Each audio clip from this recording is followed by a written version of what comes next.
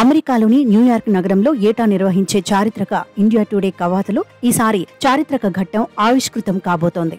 August 18న జరిగే India day పరేడ్లో Ayodhya రామమందిర నమూనాను ప్రదర్శించనున్నారు. న్యూయార్క్ నగరంతో పాటు చుట్టుపక్కల ప్రాంతాల్లో నివసిస్తున్న వేలాది ఇండియన్ అమెరికన్లను ఈ నమూనా ఆకట్టుకొనుంది.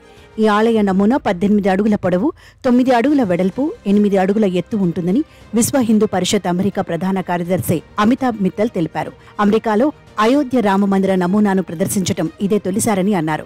భారత స్వాతంత్ర్య దినోత్సవం తర్వాత ఏటా న్యూయార్క్ లో జరుపుకునే ఈ ఇండియా డే కవాతును స్వదేశానికి వెలుపల జరిగే వేడుకల్లోకెల్లా అత్యంత ఘనంగా నిర్వహిస్తారు. న్యూయార్క్ నగరంలోని ఈస్ట్ 38వ వీధి నుంచి ఈస్ట్ 27వ వీధి వరకు కొనసాగే ఈ కవాతును ఏటా 1,50,000 మందికి పైగా తిలకిస్తారు. భారత సంఘాల సమాఖ్య నిర్వహించే ఈ కార్యక్రమం న్యూయార్క్ వీధుల్లో ఇండియన్ అమెరికన్ వర్గాల సాంస్కృతిక భిన్నత్వానికి ప్రతిబింబిస్తుందని తెలిపారు. భారత స్వాతంత్ర్య దినోత్సవాన్ని పురస్కరించుకుని 1981 నుంచి ఏటా ఆగస్టులో భారతీయ అమెరికన్లు భారీ ఎత్తున కవాతు నిర్వహిస్తున్నారు.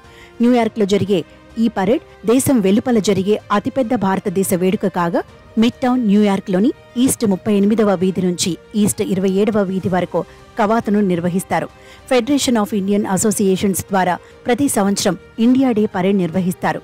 ఈ కవాతుల్లో వివిధ భారతీయ అమెరికన్ కమ్యూనిటీలు న్యూయార్క్ వీధుల్లో పెద్ద ఎత్తున కనిపిస్తాయి. ఈ సమయంలో భారతీయులు వారికి స్వాగతం పలుకుతూ త్రివర్ణ పతాకాన్ని ఎగరేస్తారు.